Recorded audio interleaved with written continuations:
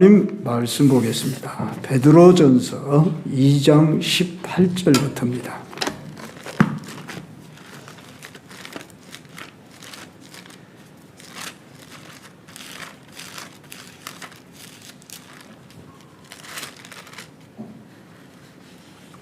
제가 한 절, 여러분이 한 절 그렇게 교독합니다. 사환들아, 범사에 두려함으로 주인들에게 순종하되 선하고 관용하는 자들에게만 아니라 또한 까다로운 자들에게도 그리하라. 부당하게 고난을 받아도 하나님을 생각함으로 슬픔을 참으면 이는 안전하나. 죄가 있어 매를 맞고 참으면 무슨 칭찬이 있으리요. 그러나 선을 행함으로 고난을 받고 참으면 이는 하나님 앞에 아름다우니라. 이를 위하여 너희가 부르심을 받았으니 그리스도도 너희를 위하여 고난을 받으사 너희에게 얼굴을 비춰 그 자신을 따라오게 하려 하셨느니라. 그는 죄를 범하지 아니하시고 그 입에 거짓도 없으시며 욕을 하시되 받들어가지 아니하시고 얼마나 당하시되 욕하지 아니하시고 오직 공의로 심판하시는 이에게 부탁하시며 친히 나무에 달려 그 몸으로 우리 죄를 담당하셨으니 이는 우리로 죄에 대하여 죽고 의에 대하여 살게 하려 하심이라. 그가 채찍에 맞음으로 너희는 나음을 얻었나니 너희가 전에 이와 같이 길을 잃었더니 이제는 너희 영혼의 목자와 감독이 되신 이에게 돌아가니라. 아멘. 우리 찬양하십시다. 나를 지으시니까 하나님.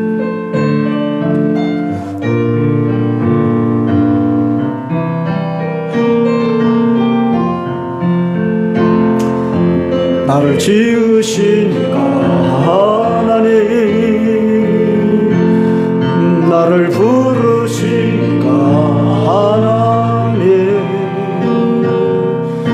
나를 보내시니도 하나님, 나의 나 된 것은 다 하나님 은혜라. 나의 달려갈 길 다가도록 나의 마지막 걸 다하도록 나로 그 십자가 품게 하시니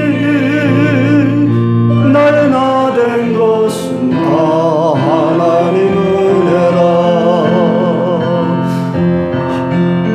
한량한 은혜 갚을 길 없는 은혜 내 삶을 애워싸는 하나님의 은혜 나 주저함 없이 그 땅을 밟는도 나를 붙드시는 하나님의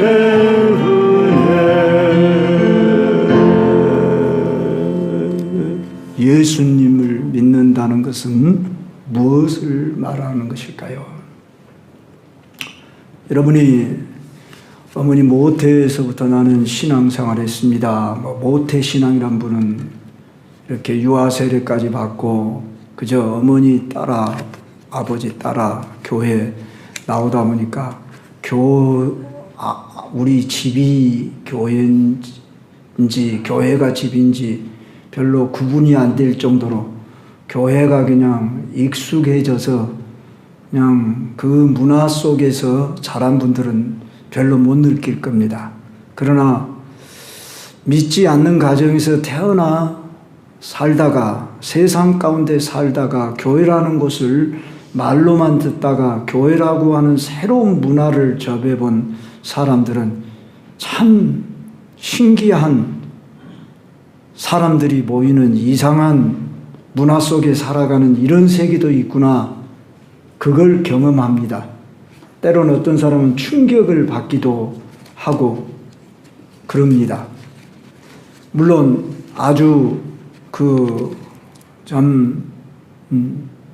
나름대로 교회에 대한 아름다운 그 인상을 가지고 그렇게 교회를 접한 사람들도 있을 것이고, 어떤 사람은 물론 에이 교회가 이런 곳이었어?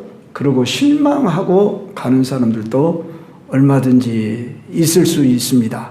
자, 그런데 교회 생활이라는 것이 가정생활, 여러분들의 무슨 사회생활처럼 이제 오래 하다 보면 익숙한 문화가 되어 있습니다.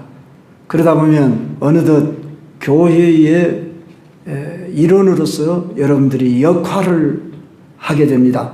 교회 생활을 열심히 한 사람들은 이제 직분도 맡게 되고 또 봉사를 하게도 되고, 그러면서 그냥 내가 교회 생활인지 지금 사회 생활인지 가정에서 지나는 생활인지 이게 잘 구분이 안 되면서 이렇게 살아갈 수 있습니다.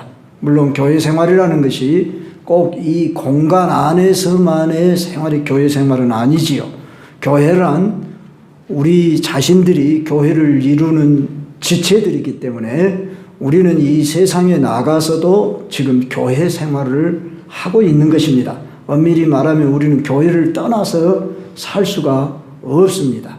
그래서 교회 생활이라는 것은 이제 우리가 신앙생활을 하면서 계속 지금까지 해오고 있는데, 교회를 어떻게 내가 인식하느냐, 여기에 대한 이해 차이가 있지요. 어떤 사람은 교회를 그냥 자기 필요에 따라서 이제 마치 영화 관람하는 것처럼 또는 연극 관람하는 것처럼, 오늘은 또 무슨 설교를 하고, 오늘 찬양을 좋아하는 사람들은 찬양대에서 오늘 무슨 찬양을 한다냐, 뭐 성가대.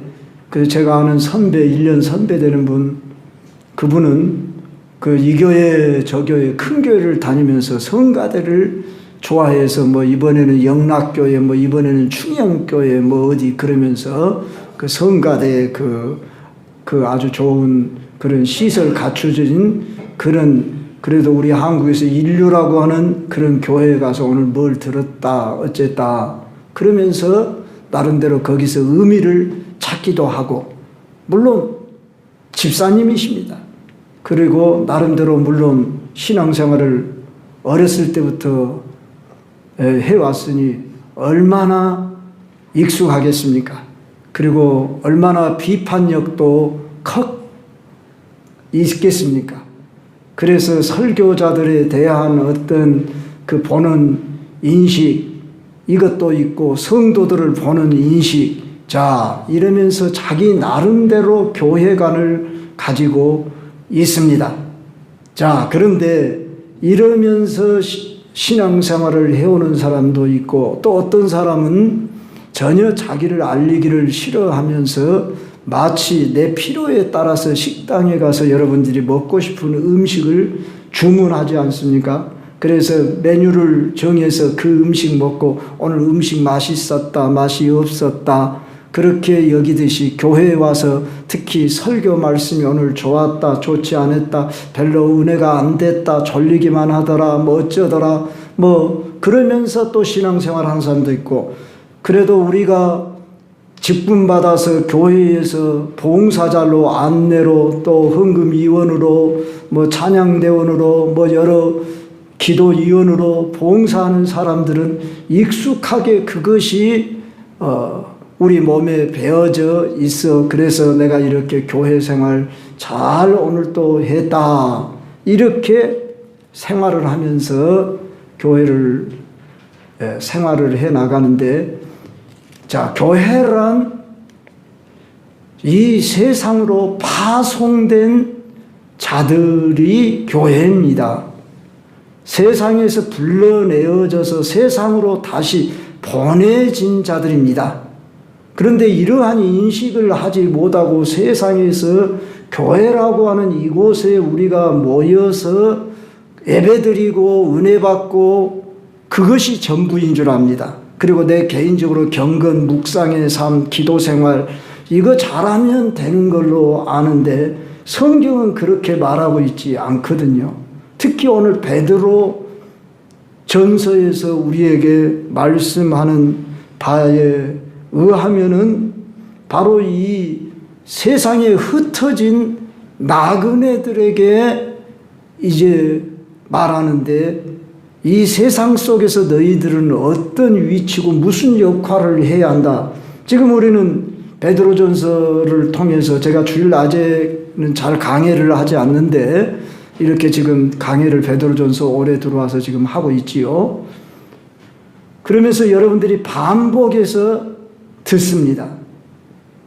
그러면서 뭘 느끼시고 계십니까? 세상에 나아가서 말씀대로 살지 못했다고 우리 장로님이 오늘 또 고백을 하면서 그렇게 기도를 했는데 왜 우리는 늘 이런 반복된 죄송해요. 하나님 잘못했어요. 배우기는 이렇게 배웠는데 우리가 세상 나가서는 이렇게 살지를 못했어요. 물론 못했으니까 못했다고 하는 것은 정직한 것이고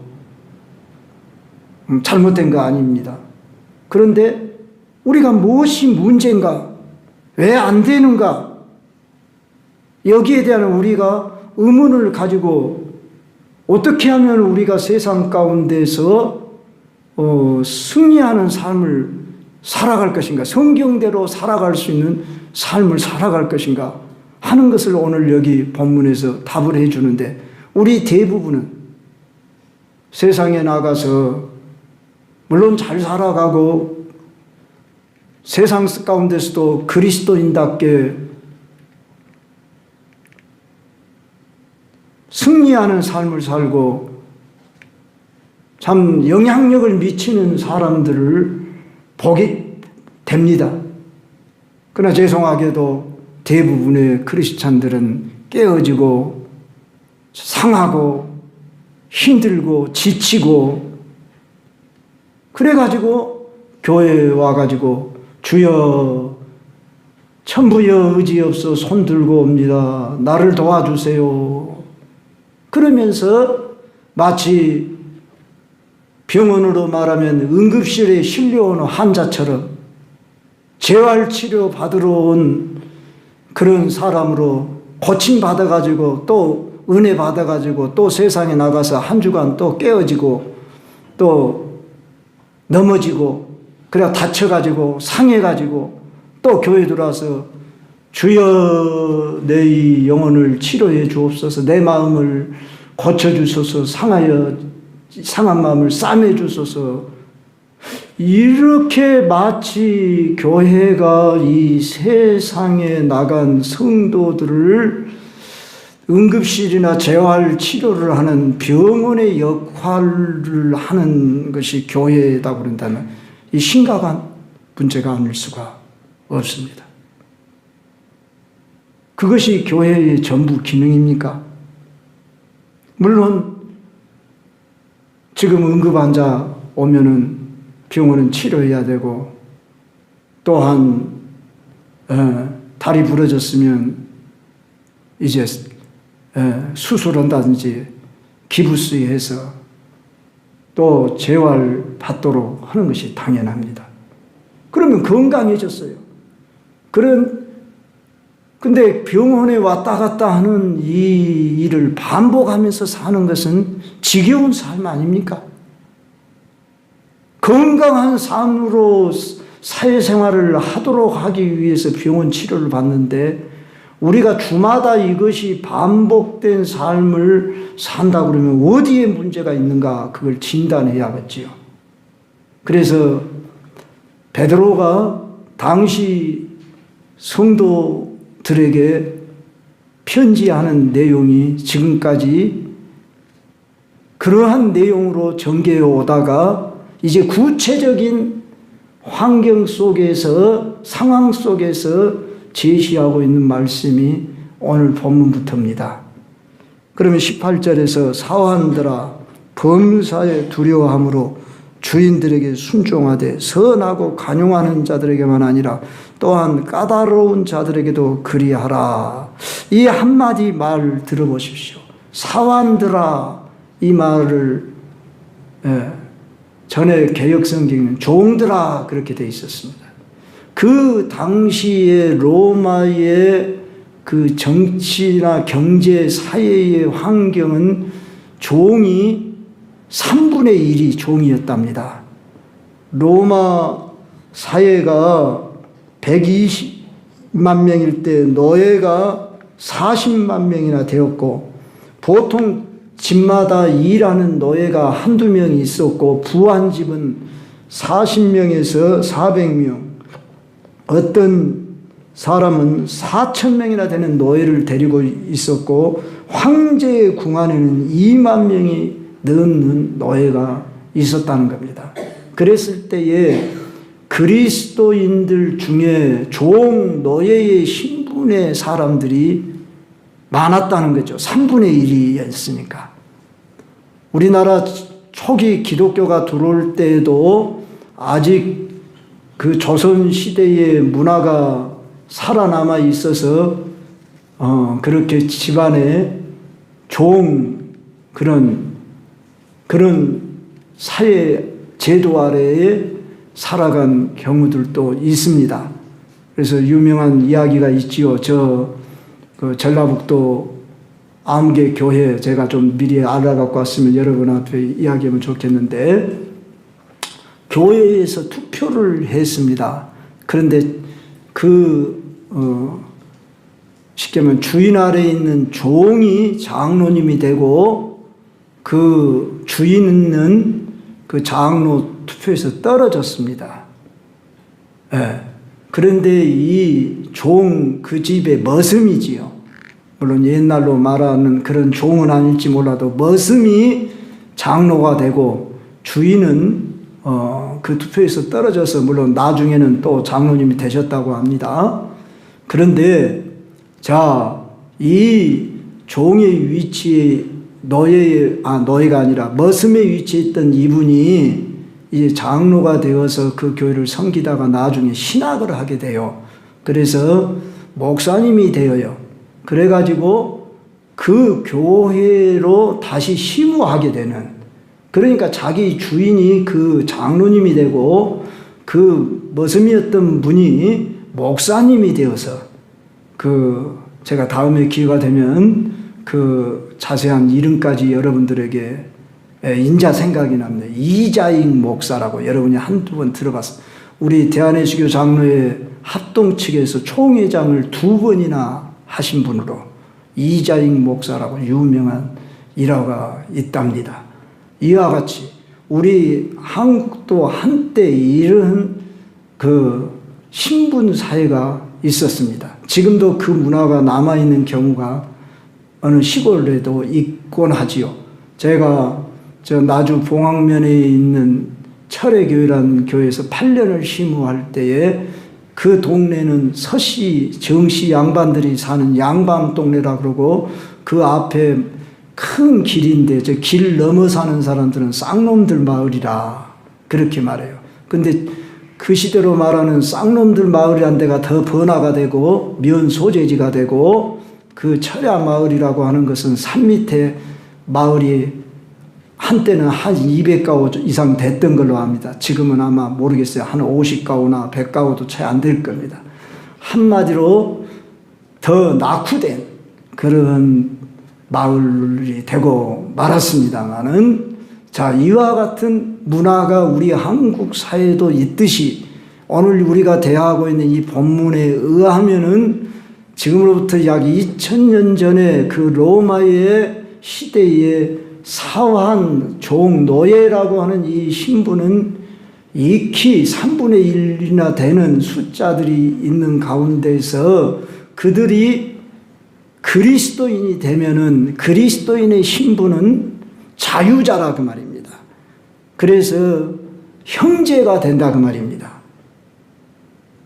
그리스도 안에서는 종이나 이제 자유자가 따로 있는 것이 아니라 다 모두가 그리스도 안에서는 자유인이 되는 거예요. 그런데 현실로 돌아가면 어떻게 되지요? 주인이 있는데 그 주인이 자기를 심하게 이렇게 때로는 다스리고, 오늘 성경에 의하면은 까다로운 자들에게도 그런 말을 했어요. 여기 까다롭단 말은 완악하다 그런 말이에요. 그러니까 선한 좋은 주인만 있는 게 아니라 까다로운 안악한 그런 주인에게도 순종을 하라 이렇게 가르친단 말입니다. 그런데 왜 그렇게 해야 하는가 하는 것을 19절에서 부당하게 고난을 받아도 하나님을 생각함으로 슬픔을 참으면 이는 아름다우나 그랬어요. 그러니까 나에게 좋게만 대하는 사람이 아니라 힘들게 까다롭게 심지어 부당하게 이렇게 대하는 사람에게도 이제 참아라, 순종을 해라. 이 얼마나 참 그 말에 순종하기가 힘듭니까? 여러분은 이런 말씀을 들으면 어떤 생각이 듭니까? 성경은 뭐야?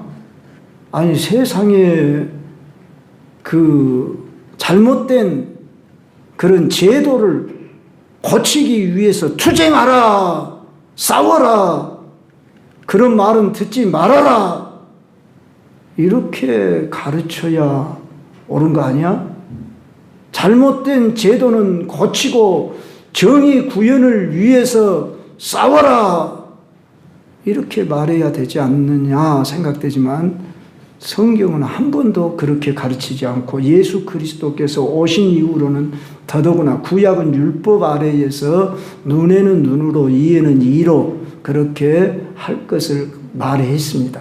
그러나 우리 주 예수 그리스도께서 십자가의 길을 가신 이후에 베드로가 지금 우리에게 전해준 이 말씀에 의하면은 오늘 핵심된 9절이 21절인데 우리 한번 같이 읽어봅시다. 이를 위하여 너희가 부르심을 받았으니 그리스도도 너희를 위하여 고난을 받으사 너희에게 본을 끼쳐 그 자취를 따라오게 하려 하셨느니라. 이를 위하여 너희가 부르심을 받았으니 무엇을 위하여? 앞에 있는 9절 18절로부터 20절에 있는 내용을 살펴보니까 도저히 우리가 지금 이 시대를 살아가는 이 원리하고는 맞지 않는, 우리 민주사회에서 살아가는 사람들에게 있어서 부당한 것을 요구하면은 듣지 말아라 해야 되고, 잘못된 제도 어떤 법들은 고쳐나가도록 데모를 하고 싸워야 하고 그래야 하지 않느냐고 이렇게 말해야 될 것 같은데 성경 속에서는 전혀 그렇게 말하지를 않고, 종의 위치에 있는 신분이 너는 그 집안에서 탈출을 해서 자유롭게 살아가라 이렇게 말해야 그 시대에 맞는 말인 것 같은데, 아니 주인에게 순종을 하라고 그러네. 심지어 까다롭게 하는 자들에게도 부당하게 고난을 받아도, 그런데 그 근거 이유가 뭐냐 하면은 하나님을 생각함으로, 여기 생각한다는 이 말이 원문적인 뜻이 하나님을 의식함으로 그런 뜻이랍니다. 하나님을 인식하면서 또는 그 양심으로, 그런 뜻이 그 원문의 뜻이에요. 하나님의 양심으로. 그러니까 하나님을 인식하고 네가 슬픔을 참아라 그런 말이에요. 그러면서 그렇게 하면 아름답다 그랬어요. 이 아름답다는 말의 원어가 은혜라는 단어를, 카리스라는 단어를 쓰고 있어요. 조그만하게 2번에 그렇게 나와 있죠. 아름다운 위에. 은혜다 그 말이에요. 이게 은혜래요. 부당하게 까다롭게 대하는 자들에게 순종하는 것이 은혜다 이렇게 말한다. 도저히 지금 이 시대에 우리가 받지 못할 말처럼 느끼지만 우리는 성경이 옳습니까? 이 시대의 상황, 환경이 옳습니까? 우리는 성경이 옳습니다. 이 시대, 지금이 어느 시대인데 그런 원리를 말합니까? 그렇게 말하는지 모르지만 우리 예수님이 이 땅에 오셔서 종의 제도를 없애려고 한 번도 거기에 대해서 어떤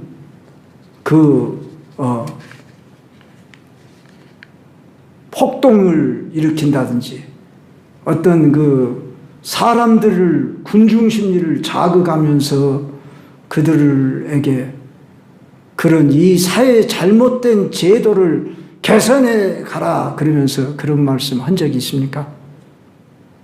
물론 우리 예수님이 이 세금을 가이사에게 바쳐야 합니까? 바치지 말아야 합니까?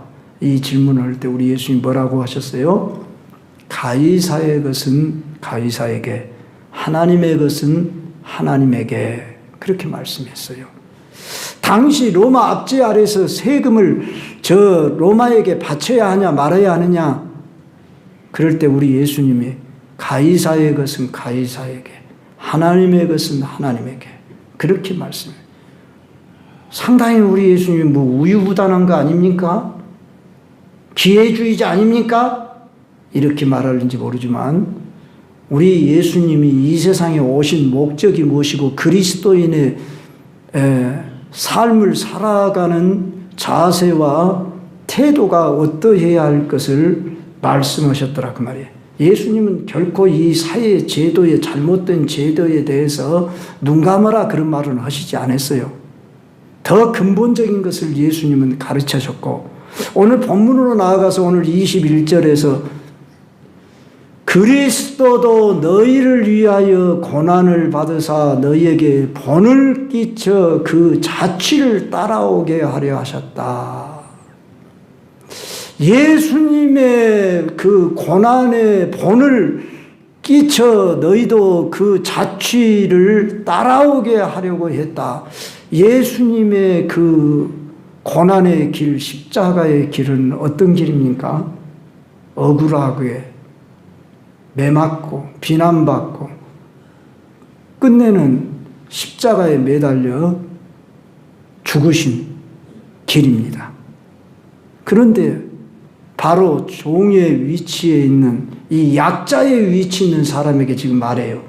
주인에 있는 위치에게 너희들 종들을 관대하게 대해라. 그리스도의 사랑으로 대해라. 이렇게 말했으면 상당히 우리가 이 말씀을 받기가 좋을 뻔한데 아니 부당하게 지금 대우를 받고 까다로운 주인을 향해 지금 종이 그러한에도 약자인데 약자에게 순종하라니 참으라니 도대체 왜 이렇게 가르치는 거야? 이건 이 시대에 맞지 않는 논리야? 그러면 이 장을 우리는 지워버리든지 그래야겠죠? 뭔가 성경이 이 시대에 맞지 않는 책이겠죠? 그러나 우리는 이 성경을 지울 수 없고 그렇게 하면 큰일 나죠. 그것이 또 그리스도의 본이라고 했고 그 자취를 따라오게 하려고 했다. 오늘 서론적으로 좀 길게 나갔습니다만 한마디로 이 본문에 대한 바른 이해가 있어야 하기 때문에 그럽니다. 그랬을 때에 바로 우리 그리스도의 그 가신 길을 따르는 자는 자유자입니다. 환경 속에서는 지금 종의 위치인지 모를지라도 너는 진정한 자유자야. 그러기 때문에 너는 지금 비록 얽매였지만 네가 주인 아래에 매어 있는 종이지만 상관없다. 너는 그리스도 때문에 너는 그리스도가 간 그 길을 너도 따라야만 한다. 누구를 위해서?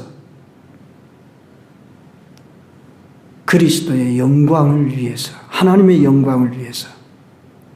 하나님을 위하여 너는 주를 따르는 이 부당한 대우를 받아도 억울해도 참아라.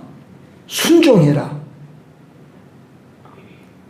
오늘 우리는 이 말씀에 대해서 상당히 받아들이기 힘든 사람도 있을는지 모르지만 주님이 그 길을 가셨단다. 여러분, 산상수훈에서 우리 예수님 뭐라고 말해요? 오리를 가져가는 자에게 흰일을 가져라. 왼밤을 치는 자에게 오른밤을 돌려대라. 속옷을 달라고 하는 자에게 겉옷까지 주어라. 이 말씀은 너무 추상적인 이야기이고 이건 예수님이나 하실 수 있는 이야기지 우리는 도저히 할 수 없습니까? 그러면 예수님이 왜 이 말씀을 하셨겠습니까? 우리는 누구를 따르는 자들입니까? 그리스도를 따르는 자들입니다. 이건 10사람이 100사람이 말해도 우리는 나는 주를 따라야 합니다. 주를 본받아야 합니다. 이 사실은 부인할 수 없습니다. 주님이 나를 따라오려거든 자기를 부인하고 날마다 자기 십자가를 지고 나를 따를 것이라 했고, 베드로는 그리스도의 본을 따라서 어떻게 하라고요? 그 자취를 따라오도록 주님이 본을 보이셨다고요. 그러면 주님이 본을 보이신 그 본이 22절로 24절에 나오는데 그는 우리의 모범이시죠. 그는 방금 말씀드린 데 죄를 범하시지 않았는데 죄인처럼 취급당하고 그분은 억울함을 당하고 욕을 당하되 맞대어 욕하지 않고 누가 나에게 욕을 하면 우리 중에 같이 맞대어 참 욕하지 않는다는 것이 쉽지 않은 이야기고 우리는 이것이 상식이라고 말하는데 아니 성경은 상식을 뛰어넘는 걸 우리에게 요구하시잖아. 너무나 추상적인 거잖아. 이거 할 수 없는 거잖아. 그러면 우리는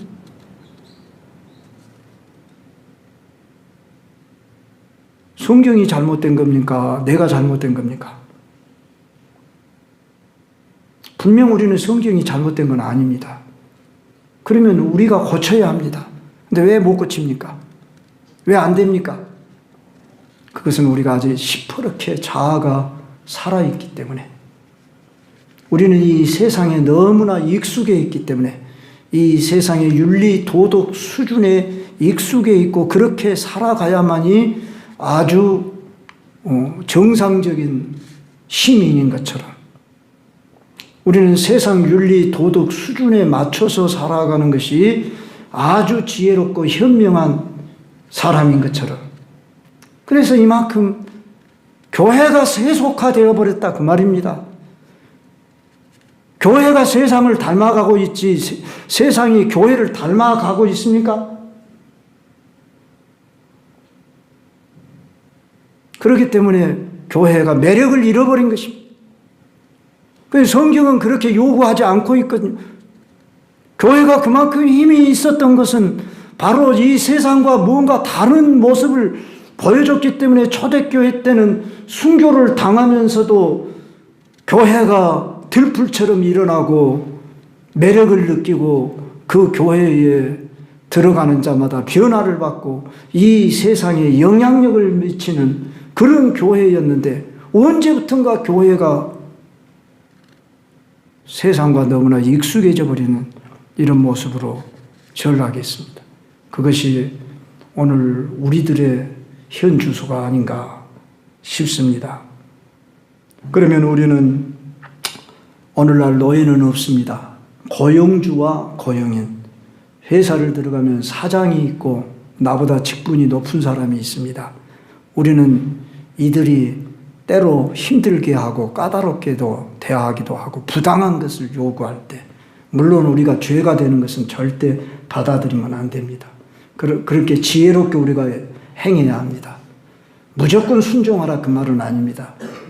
내가 감당할 수 있는 것, 그것은 내가 손해볼지라도 그것이 죄가 되지 않는 한은 우리는 우리 위에 누가 있기 때문에? 하나님이 계시기 때문에. 오늘 이 말씀을 한 핵심이 뭐냐면은 하나님을 생각함으로라는 단어입니다. 하나님 앞에 아름다우니라 그렇게 말씀했습니다. 그러므로 하나님 앞에서 그렇게 하라 그 말입니다. 오늘 내가 왜 주인에게 상사에게 내가 겸손히 순종하고 내가 억울한 일을 당해도 참아야 하느냐 그러면은 하나님이 보고 계시기 때문에, 내가 그리스도인이기 때문에, 나를 통해서 하나님이 나타나야 하기 때문에 그렇게 해야 한다는 것을 주문하고 있습니다. 쉽지 않은 이야기죠. 그렇지만 우리는 이 말씀을 하나님의 말씀 그대로 액면 그대로 받아들여야 됩니다. 우리는 누구를 모범으로 삼고 따르는 자들입니까? 예수 그리스도입니다. 찰스 쉐든이라는 사람이 예수라면 어떻게 하셨을까? 그런 제목으로 아주 오래전에 읽어봤습니다만, 우리가 모든 삶에 있어서 예수라면 어떻게 하셨을까? 이렇게 질문을 하면서 한 번씩 우리 삶에 적용을 해본다면, 오늘 이 본문은 사회생활, 여러분들이 직장생활 속에서 예수님이, 물론 나는 예수님이 아니라고 할지라도 우리 오늘 그 제자훈련에 받는 사람들 그 책의 제목이 작은 예수가 되라, 그런 주제로 계속 공부하고 있어요. 우리는 예수의 영을 닮고 예수 닮아가기를 원하는 사람들로서 우리가 사모하고 있는데, 그것을 여러분의 삶의 현장, 직장 환경 속에서 이 세상은 부당하기도 하고 억울한 것을 우리에게 요구하기도 하고 아주 기본 이상의 어떤 것을 우리에게 요구할지라도 누구를 생각함으로? 예수를 생각함으로. 주님이 부당한 대우를 받고 억울하게 비난을 받고 뺨 맞으시고 채찍에 맞으시고, 누구를 위해서? 나와 여러분을 위해서. 그분의 순종이 아니었다고 한다면 나에게 오늘 이 구원 생명이 오지 않았을 텐데, 나의 구원 영생을 위해서 주님이 그런 모든 길을 가셨다는 것입니다. 고난을 당하시되 이어가지 아니하시고 오직 공의로 심판하신 이에게 부탁하시며 친히 나무에 달려 그 몸으로 우리 죄를 담당하셨으니, 그분이 왜 십자가에 죽으셨느냐? 그것은 후반부에 이는 우리로 죄에 대하여 죽고 의에 대하여 살게 하려 하심이라. 그분이 왜 채찍에 맞으셨느냐? 나를 낫게 하시려고 그렇게 하셨다. 나의 질병도 치료하시고 내 영혼도 치료하시고 마음도 치료하시기 위해서 주님이 부당하게 대우를 받으시고 채찍에 맞으셨다. 그러므로 너희도 이 길을 따라오도록 하기 위해서 그 자취를 따르게 하셨다. 이 자취라는 말은 흔적이라, 스티그마라는 단어로 볼 수 있는데, 흔적을 남기시고 그 길을 따르게 우리로 하셨다. 그런 말씀입니다. 사랑하는 성도들, 우리는 누구를 본받고 따르는 자예요? 무르나 마나 우리는 주를 본받고 따르는 거예요. 아니, 우리는 예수와 함께 죽었고 예수와 함께 산 자. 세례란 그냥 멀리서 이렇게 바라만 보는 자가 아니라 예수가 내 안에, 내가 예수 안에. 로마서 6장 3절 4절에서 무릇 그리스도 예수와 합하여 세례를 받은 우리는 그의 죽으심과 합하여 세례를 받은 줄을 알지 못하느냐. 그러므로 우리가 그의 죽으심과 합하여 세례를 받음으로 그와 함께 장사되었나니 이는 아버지의 영광으로 말미암아 그리스도를 죽은 자 가운데서 살리신 것 같이 우리로 또한 새 생명 가운데서 행하게 하려 하심이라. 예수님 믿는다는 것은 예수와 함께 죽어서 장사 지낸 데까지 나아가는 것이다 말이에요. 옛사람이 장사 지낸 바 되다. 죄된 삶이 장사되어져 버렸다고 말입니다. 그런데 우리의 육신은 우리의 또한 뭐예요? 생각, 어떤 감정, 의지는 여전히 살아 있어요. 그런데 이것도 예수와 함께 죽어 장사 지내는, 이제는 예수 생명으로 우리가 살아서 예수 생각, 영의 생각, 예수 마음, 예수님의 의지 따라, 예수 말씀님 따라 우리가 살아가는 새 생명 가운데 행하게 하려고 우리를 세례받게 하셨다 그 말입니다. 예수님 믿게 하셨다 그 말이에요. 그러려고 주님이 십자가의 길을 가셨다 그 말이에요. 십자가는 고난주간에 묵상하기 위한 그런 어떤 기회가 아니라, 우리가 예수님을 믿고 영접하면은 처음에는 모르고 우리가 영접을 할 수도 있어요. 우리의 마음이 안 믿는 것보다 믿는 것이 낫겠다. 그리고 예수님, 교회를 다니다 보니까 교회라는 생활이 그래도 세상에 이런 곳이 어디 있다냐. 제가 고등학교 1학년 때 교회를 가니까 딴 세상이었어요. 이런 물론 믿는 학교에 갔기 때문에 어떤 분위기는 익숙히 알았지만은 그 학생의 활동을 하면서 이렇게 어울리는 물론 그런 재미도 있었고 그랬지만은 점점 교회 생활을 하면서 보니까 세상에 이런 곳이 어디 있다냐. 위로를 주고 나름대로의 거기에서 의미를 찾고, 물론 믿음이 들어와서 어느덧 보니까 어린아이가 태어나서 어느 순간에 보니까 밥을 자기가 떠먹는 수준에 달려다니고 커나가 수준이 되어 있는 것처럼 오늘 여기까지 왔습니다. 그런데 알고 보니까, 한마디로 철이 들고 보니까 이 길이 쉬운 길이 아니고 내 자아 죽지 않고는 이 길을 갈 수 없는 것이고, 이 세상 버리지 않고 내 자아가 죽지 않고 예수님 믿을 수 없는 길이구나. 이건 내가 할 일이 아니구나. 주님이 하시지 않고는 할 수가 없구나. 그래서 우리는 그 단어를 한마디로 은혜라고밖에 표현할 길이 없습니다. 우리 아까 설교 듣기 전에 은혜 불렀잖아요. 이것이 아름답다, 이 단어가 원문에 은혜다 그렇게 말했다고요. 은혜란 말은 선물이란 말이에요. 아니 이게 뭔 선물이야. 부당한 대우를 받은 뒤 참으래. 고난의 길을 따라오래. 그런데 성경은 이걸 뭐라고 한다고요? 이게 은혜야. 너무나 이 세상에 가르침하고 상반되는 것을 요구하고 있잖아요. 그런데 왜 이 길을 우리가 가지 않으면 안 되죠? 주님이 나를 위해서 대신 자신의 몸을 내어주어서 이 길을 가도록 하셨단 말이에요. 우리의 모든 죄 문제를 해결하시고, 이제 25절에서 뭐라고 말씀해요? 너희가 전에는 양과 같이 길을 잃었더니, 양과 같이 길을 잃었어. 길 잃은 양, 이건 비참한 상태예요. 죽음 지경 위기적인 상황이에요. 그런데 이제는 너희 영혼의 목자와 감독 되신 이에게 돌아왔다. 목자 대신 품 안에 양이 안기게 될 때, 그분의 감독 보호 아래 있게 될 때 안심할 수 있게 되어졌다. 우리가 이것을 맛본 사람들이에요.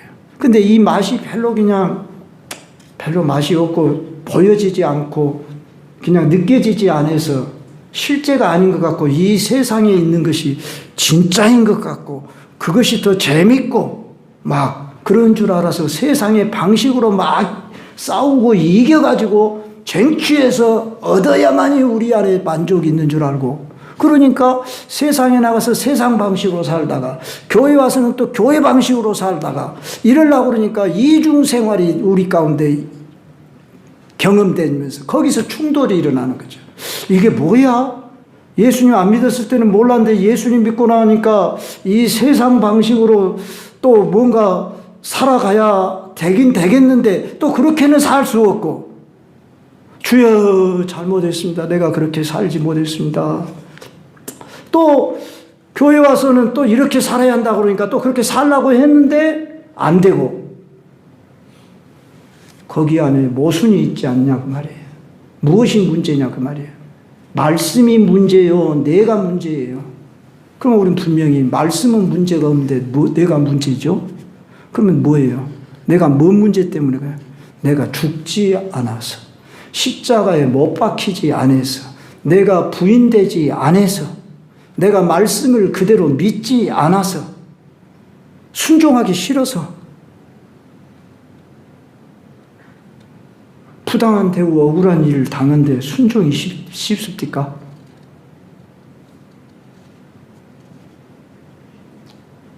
성경 말씀이 이 세상에 들어가면 그 사람만 변화된 게 아니라 그 단체도 변화되고 나라와 민족도 변화돼요. 주님은 이것을 아시기 때문에 지금 이 세상을 변화시키는 방법이 정의사회 구현을 위해서 투쟁해라, 그런 방식으로 한 번도 말씀한 적이 없어요. 순종하라, 참으라,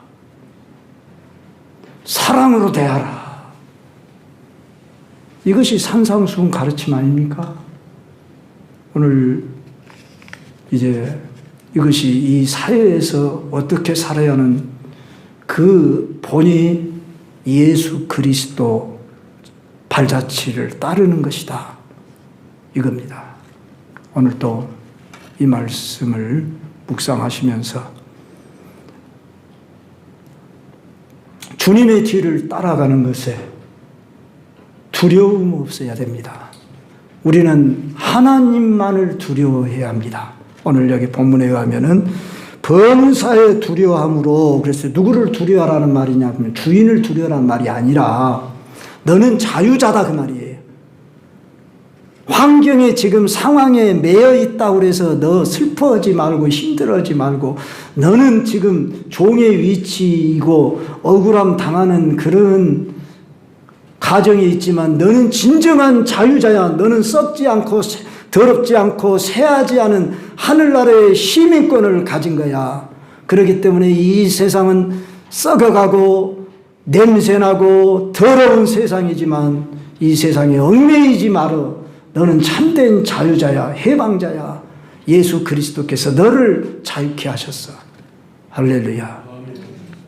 이런 자유 안에서 여러분이 이 세상의 환경에 매이지 아니하시고 넉넉히 이길 수 있는 그런 힘과 능력을 얻으시길 주의 이름으로 축원합니다.